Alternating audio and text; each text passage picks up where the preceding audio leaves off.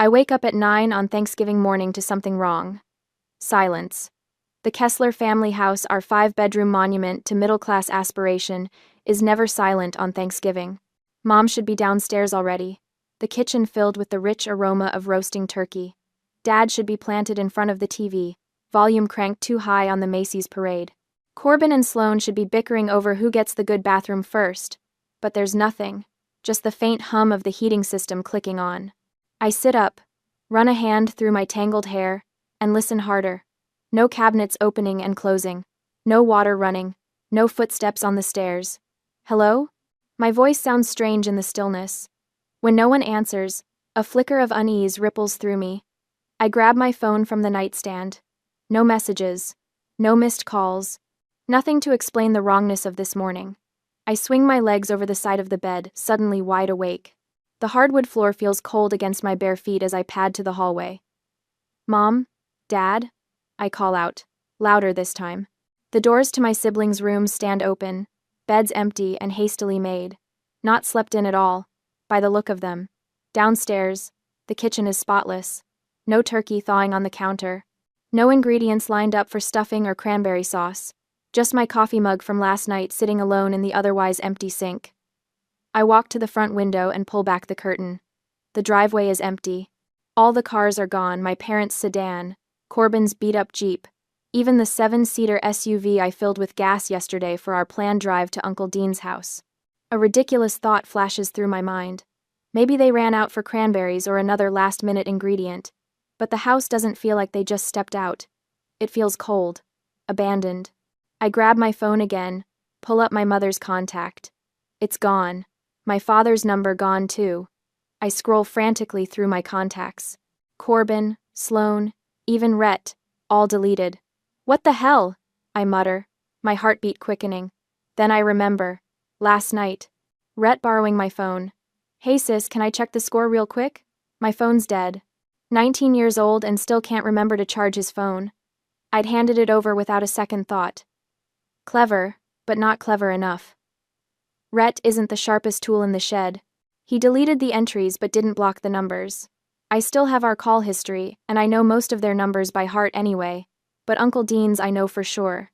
I tap it in, and hit call, pacing the kitchen as it rings. Hello? His voice sounds relaxed, cheerful. Uncle Dean, it's Krista. Where is everyone? A pause. Krista?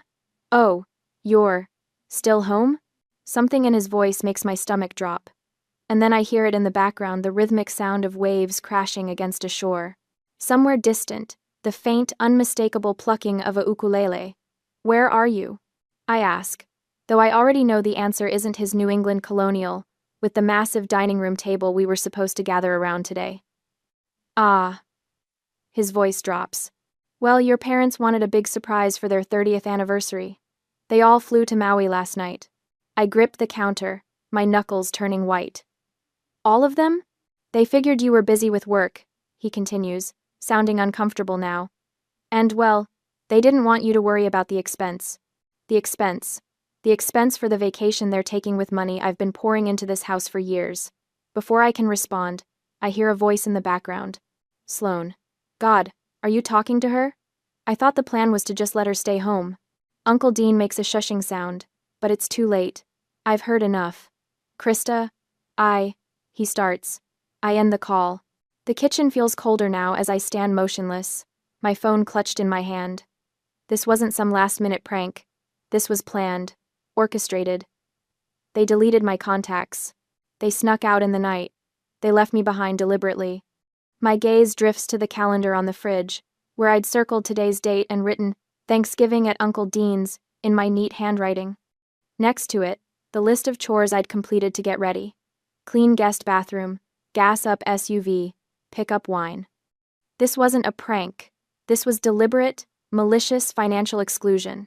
They wanted a luxury vacation using the money I paid for the mortgage, and they didn't want me there. I wait for tears, for the crushing weight of betrayal to bring me to my knees. But it doesn't come. Instead, something strange happens. A crystalline clarity washes over me.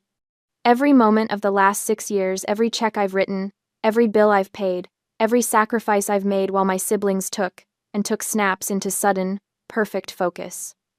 I don't cry. I don't scream. I don't throw things. I just stand in the silent kitchen of a house that isn't really mine, feeling something final click into place inside me. I am done. The phone clicks dead in my hand. Uncle Dean's voice and Sloane's careless complaint fade into silence, but their echoes remain, ricocheting through my mind like stray bullets. I sink into a chair at the empty kitchen table, my coffee mug from last night still sitting in the sink, the only evidence anyone lives here at all. The house feels cavernous now, each empty room mocking me with its silence. 6 years. The number materializes in my mind with perfect clarity. 6 years of being the invisible pillar. 6 years of watching my paycheck disappear into this 5-bedroom monument to middle-class pretension, all while being told I was the responsible one. I was 20 when I moved back home after community college. Mark Dad had just been demoted. The mortgage payments were temporarily difficult, Mom had explained, eyes wide with practiced worry. Just until they got back on their feet. 6 years later, and Dad's job still barely covers the car insurance and his hobbies, his fishing trips, his golf clubs, his collection of vintage model cars that sit untouched in glass cases in the basement. The total mortgage, $2,800 a month. My contribution, $2,000. Their contribution, $800. The math burns in my mind, bright and undeniable. I pull out my phone, open the calculator app, and punch in the numbers with methodical precision. $2,000 x 72 months equals $144,000, $144,000. Gone, not invested, not saved, not even appreciated. Meanwhile, Corbin, 28, and supposedly the entrepreneur of the family, has lived here rent-free since his $50,000 startup crashed and burned 2 years ago. $50,000 that Mom and Dad had somehow found for him, even as I was writing checks for new gutters and property taxes. And Sloane? 22 and attending Riverdale Private College, her $38,000 annual tuition and sorority dues paid without question. Your sister needs to focus on her studies. Mom had explained when I'd asked why Sloane couldn't work part-time like I had. The responsible one. Family code for the ATM. The numbness from the phone call begins to fade, replaced by something colder, quieter. Not anger, anger would be too hot, too messy. This is something else, something final. I'm done. The word settles in my chest like a stone. Done. They left me. But they left me in the house I paid for, connected to the utilities I managed. They assumed I would just wait. And keep paying. For what? The privilege of being excluded? The honor of funding Maui vacations I wasn't invited to? I don't throw things. I don't scream. Those reactions would give them too much power, confirm their whispered assessments that I'm too emotional or can't take a joke. Instead, I walk to my home office, the smallest bedroom, the one with the water stain on the ceiling that no one else wanted. I pull open the bottom drawer of my filing cabinet and extract a 3-inch binder, its weight substantial in my hands. 6 years of receipts. 6 years of bank statements. 6 years of warranties for appliances and electronics I purchased when the old ones broke down. 6 years of evidence. I carry the binder to the kitchen table and open my laptop. But I don't book a flight to Maui. I don't compose an angry email. I don't even check social media to see if they've posted sunny photos from the beach yet. I Google local moving companies, immediate availability. Several options appear, but most are closed for the holiday weekend. One company, however, advertises a premium holiday emergency move service. Their rates are double the normal price. I dial the number. Reliable movers. This is Troy. Hi, Troy. I need to move out of my current residence. Tomorrow morning. Is that possible? Troy sounds surprised but professional. Yes, ma'am, but I should warn you our holiday rates are... That's fine. I cut in. I'll need a truck large enough for several major appliances and furniture pieces. We can handle that. 8 a.m. Work for you? Perfect. I hang up and look around the kitchen. The high-end, front-loading washer and dryer I bought last year after Sloane complained the old ones were gross. The 4-door smart fridge I purchased when the original one died during a heat wave. The $900 espresso machine Corbin and Sloane use every morning without ever buying a single bag of coffee. All in my name. All paid for with my money. They wanted to talk about expenses. Let's talk about expenses. I open my laptop again and search for studio apartments within a 30-minute drive of my office. Something becomes available next week, but I find a complex offering immediate move-in for an additional fee. I make the call, put down the deposit, and schedule the lease signing for tomorrow afternoon. Next, I create a detailed inventory of everything I've purchased for this house. The 80-inch 4K TV from the living room, my $2,500 bonus from last year, the high-speed Wi-Fi router and mesh system, the new dishwasher. Item by item, I catalog what's mine. Not in anger, not in vengeance. In simple, cold accounting. 7 days, I think. They'll be gone for 7 days. When they return, expecting the comfort they've always taken for granted, expecting me to have maintained their lives in their absence, they'll find something very different waiting for them. I run my fingers over the binder, feeling the plastic cover, cool and smooth beneath my touch. 6 years of being the responsible one. 6 years of being the invisible foundation that everyone stands on but no one sees. I close the binder. I've been responsible long enough. The moving truck arrives at 8 the next morning. I stand in the driveway, my 3-inch binder tucked under my arm like a shield, watching 3 men in matching blue uniforms climb out. The logo on their truck, Premium Holiday Relocations, cost me triple the normal rate, worth every penny. Miss Kessler? The foreman approaches, clipboard in hand. We're ready when you are. I nod, opening my binder to the tab section marked Purchases. Let's start in the living room. Inside, I point to the 80-inch 4K TV mounted on the wall. That comes down first. The foreman raises an eyebrow at the massive screen. Nice TV. My $2,500 bonus from last March, I say, tapping the receipt in my binder. The paper is crisp, preserved in a plastic sleeve. The bracket stays it came with the house. The men work with practiced efficiency. One disconnects cables while 2 others carefully unmount the TV. In less than 10 minutes, they're wrapping it in protective blankets. I move through the house like a general, binder open, pointing out each item. This isn't an emotional rampage. It's inventory management. The washer and dryer in the laundry room, I say, leading them down the hall. I bought them after Sloane complained the old ones were gross. I remember her exact words. God, Krista, these machines are from the Stone Age. Can't we get something that doesn't look like it belongs in a gas station bathroom? In the kitchen, the foreman whistles at the massive stainless steel refrigerator. 4-door smart fridge. That's going to be tricky. It's empty, I assure him. Last night, I'd thrown out everything perishable and packed the rest in coolers now sitting in my car, and I've already disconnected the water line. They remove the refrigerator with careful precision, leaving a gaping hole in the custom cabinetry. The $900 espresso machine is next. I watch as they wrap it, remembering how Corbin and Sloane would use it every morning, leaving their empty cups scattered around the house. Not once in 3 years had either of them bought coffee beans. That was always my job, like everything else. Wi-Fi router and mesh system, I say, pointing to the sleek devices. All 4 nodes throughout the house, the ones that powered Corbin's endless job searches and Sloane's Instagram empire. Room by room, the house empties of everything that's mine. The movers work quickly, professionally, asking few questions. I answer the ones they do ask with calm precision. No, that stays. Yes, that goes. Careful with that, it's fragile. By noon, the truck is half full, and the house already feels different. Hollower, lighter.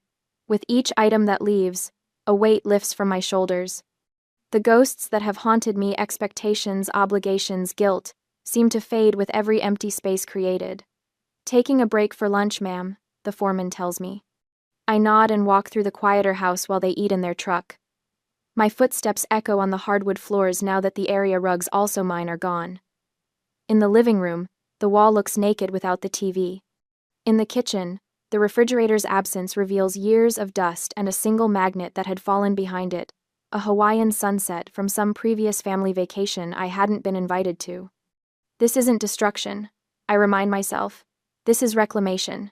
By 4 in the afternoon, they've loaded everything that's mine. I stand in the driveway, signing the paperwork as they secure the truck. Address for delivery? The foreman asks. I give him the information for my new studio apartment. The lease started yesterday, paid 3 months in advance. After they leave, I return to the house. The emptiness is jarring but satisfying. I pull out my phone and start recording, walking from room to room, documenting the condition of the property. No damage to the walls where the TV hung, no scratches on the floors where the furniture slid out. No dents in the door frames. Evidence, just in case. In the kitchen, I open cabinets that now hold only the mismatched mugs and cheap plates my parents had before I started upgrading our home.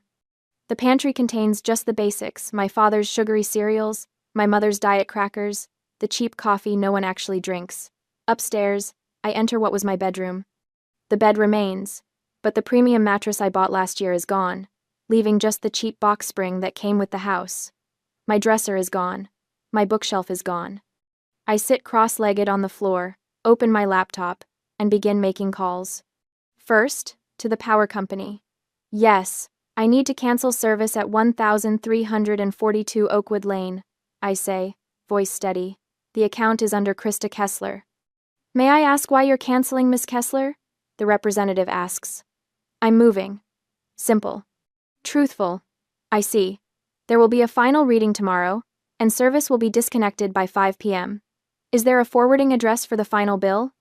I provide my new address, then make the same call to the water company, and another to cancel the internet service that powered our whole smart home system. Each call takes less than 10 minutes. Each representative is professionally indifferent to my decision. By 6 p.m., I've made all the calls. Every utility will be shut off within 48 hours before my family returns from their Hawaiian paradise. Night falls. The house is dark except for the single lamp I've left plugged in my room. I shower in the now empty bathroom, dry myself with the one towel I've kept out of my luggage, and sleep on a blanket on the floor of my old bedroom. In the morning, I load my remaining bags into my car. I've left nothing behind that's truly mine. In the kitchen, I place my house keys on the counter. Beside them, I stack the new, unpaid utility bills I collected from the mailbox yesterday. All addressed to Mark and Brenda Kessler. All services they've enjoyed without thought because I handled them. I take one last look around the empty house. 6 years of my life. $2,000 a month. $144,000. I lock the door from the inside, step out, and pull it shut behind me with a satisfying click. In my car, I check the time. 6 days until they return from Maui. 6 days until they discover what responsibility actually costs. Tick-tock, I whisper as I drive away, heading toward my new, much smaller, infinitely more peaceful home. 6 days later, the family is back. I'm sitting in my new studio apartment when my phone buzzes with a notification from the Ring doorbell app I never deleted. A final loose end I deliberately left untied. The app shows the Kesslers have returned, dragging oversized suitcases up the front walk. Their faces are tanned, their shoulders slumped with travel fatigue. Brenda clutches a pineapple-shaped souvenir. Mark fumbles with his keys. Sloane and Corbin trail behind, still wearing their matching Aloha shirts. Rhett brings up the rear, his neck ringed with a plastic lei. I take a sip of my coffee, turn the volume up on my phone, and watch. Honey, Brenda calls as Mark finally gets the door open. Don't forget the light switch is finicky. They disappear inside. I count down in my head. 3, 2, 1. Mark? Brenda's voice filters through the Ring's microphone. The lights aren't working. Hang on, Mark replies, his voice growing fainter as he moves away from the door. Let me check the breaker. A minute passes. The door remains open, spilling their conversation onto the porch where the Ring camera captures every word. Nothing's working, Mark calls back. The power's out. Did you forget to pay the bill? Brenda asks, irritation edging into her voice. Me? You handle the utilities. I smile as I imagine them standing in the dark hallway, jet-lagged and confused. Corbin pushes past them, phone flashlight activated. His beam sweeps across the living room, then stops. Dad? His voice rises an octave. Where's the TV? The flashlight beam jerks around wildly now, illuminating empty spaces where furniture used to be. What the hell? Mark's heavy footsteps pound across the floor. Sloane screams from the kitchen. The fridge is gone. Everything's gone. I watch as they spill back onto the front porch, faces pale in the dying November sunlight. Brenda's hands shake as she clutches at Mark's sleeve. Someone broke in, she gasps. Call 911. Mark fumbles his phone from his pocket, fingers trembling as he dials. I watch his face contort as he explains the situation to the dispatcher, describing a robbery in progress. Corbin paces the porch, his own phone gripped tightly in his hand. His brow furrows as something occurs to him. The Ring camera, he says suddenly. We can check the footage. Of course Corbin would think of that. The tech guy of the family who couldn't even launch a successful startup with $50,000 of funding. I take another sip of my coffee as I watch him tap at his phone, accessing the same app I'm currently using. I know the exact moment he finds the footage from 3 days ago. His face drains of color, mouth dropping open. She took everything, he stammers. The others crowd around his phone. I can picture the video playing on his screen. Me, clipboard in hand, directing the movers as they carefully load the 80-inch TV, the smart fridge, the washer and dryer, the espresso machine. All documented, all organized, all mine. Krista did this? Brenda's voice breaks on my name. But why would she? Because she's crazy, Sloane cuts in. I told you she was getting weird. Mark takes the phone from Corbin, watching the footage with narrowing eyes. When he looks up, his face is rigid with fury. She can't do this, he growls. This is our house. I set my phone down on the coffee table of my new apartment and walk to the window. Outside, the November sunset paints the sky in shades of orange and purple. My studio is small, but the light here is beautiful. Clean. Mine. My phone starts buzzing again. Not the Ring app this time, but actual calls. One after another. The same numbers over and over, no contact names attached. I pick it up and look at the screen. 52 missed calls in the span of 10 minutes. Then the texts start flowing in from my mother's number. Krista. Call me. Where are you? The house was robbed. I set the phone face down on the table and make myself a fresh cup of coffee. The buzzing continues, persistent as a trapped wasp, as I move around my small kitchen. I take my time, measuring the grounds with precision, waiting for the water to reach the perfect temperature. When I return to the window with my steaming cup, a police car is pulling up in front of my building. Behind it, my father's sedan screeches to a halt, double parking in his haste. They pile out Mark, Brenda, Corbin, Sloane, and Rhett, a gesticulating mass of righteous indignation, as they follow the two officers into my building. My intercom buzzes 3 minutes later. Miss Kessler? The front desk attendant's voice is professionally neutral. There are police officers here asking to speak with you. They say your family is with them. I take a long, slow breath, savoring the moment. 6 years of paying for a house that was never mine. 6 years of being the invisible pillar, the responsible one, the family ATM. 6 years of swallowing my resentment, as they took and took and took. The moment has arrived. The trap I set has sprung perfectly. Ma'am, the police are here, the attendant prompts when I don't immediately respond. With your family. Get. I set my coffee cup down and cross to my desk. My hand comes to rest on the 3-inch binder filled with receipts, warranties, and bank statements. 6 years of meticulous documentation. 6 years of evidence. Tell the policeman only they can come in, I reply. I pick up the binder, feeling its reassuring weight in my hands. I don't rush. This moment belongs to me. The knock comes at exactly 4:17 p.m. 2 sharp raps, official and unyielding. I've been expecting this since the building manager called. Ma'am, your family downstairs is claiming you've stolen their television and appliances. The officer's voice is neutral, professional. He's young, maybe 30, with close-cropped hair and a name tag reading, Officer Brennan. His partner, older with salt and pepper hair, stands slightly behind, watching my face for a reaction. I don't give him one. Please come in, I say, stepping back from my apartment door. I have coffee. The studio is small but immaculate. My 80-inch TV dominates one wall, the espresso machine gleams on the counter. Everything, I took everything that was mine, fits perfectly in this space. I've been waiting for this moment for 9 days. Black or cream? I ask, pouring from the carafe. Black, thank you, Officer Brennan says, his eyes scanning the apartment. I hand him the mug, then reach for my 3-inch binder sitting ready on the counter. The weight of it is reassuring in my hands. 6 years of meticulous documentation. 6 years of receipts, bank statements, and warranties, all organized by date, item, and payment method. This should clarify things, I say, handing him the binder. The lead officer takes it, balancing his coffee in one hand. He flips it open, his expression unchanging as he turns the plastic-protected pages. He pauses at the invoice for the TV.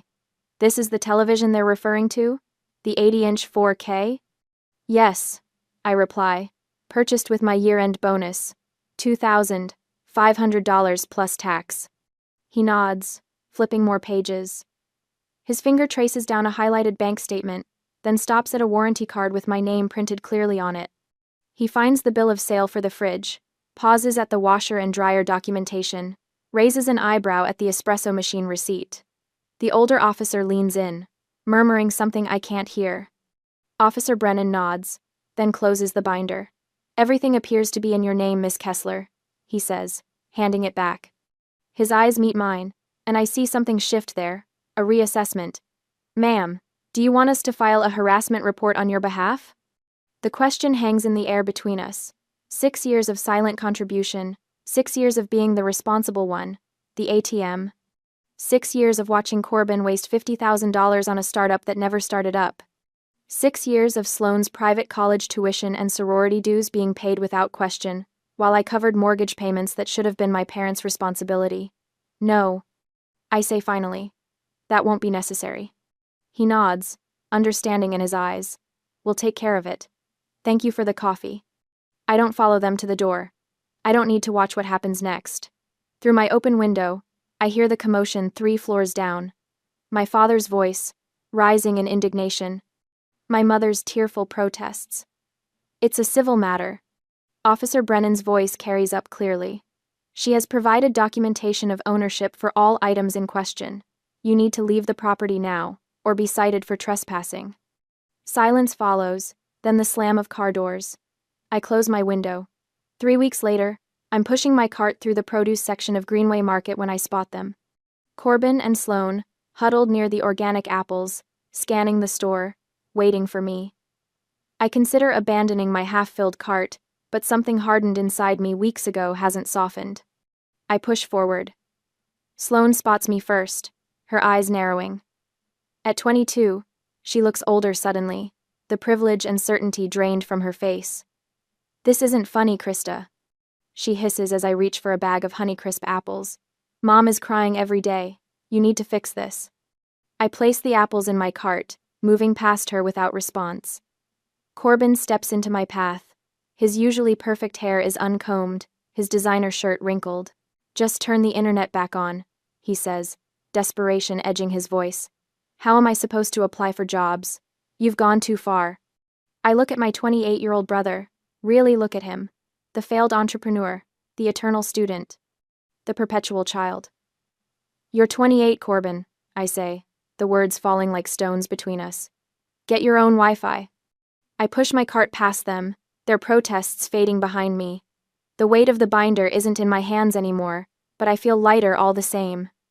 2 months later, a manila envelope arrives at my door. Inside, a summons to small claims court.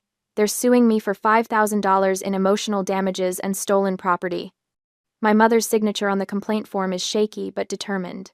They tried everything else. This is their last stand. The courtroom is smaller than I expected, with worn wooden benches and fluorescent lights that buzz overhead. My parents sit across the aisle, not looking at me. Corbin and Sloane aren't here. Perhaps they couldn't be bothered to wake up in time for the 9 a.m. hearing. Kessler versus Kessler, the clerk calls. We approach the bench. My father speaks first, a carefully rehearsed speech about family obligations and property rights. He mentions the house, their house, and how I abandoned them without warning.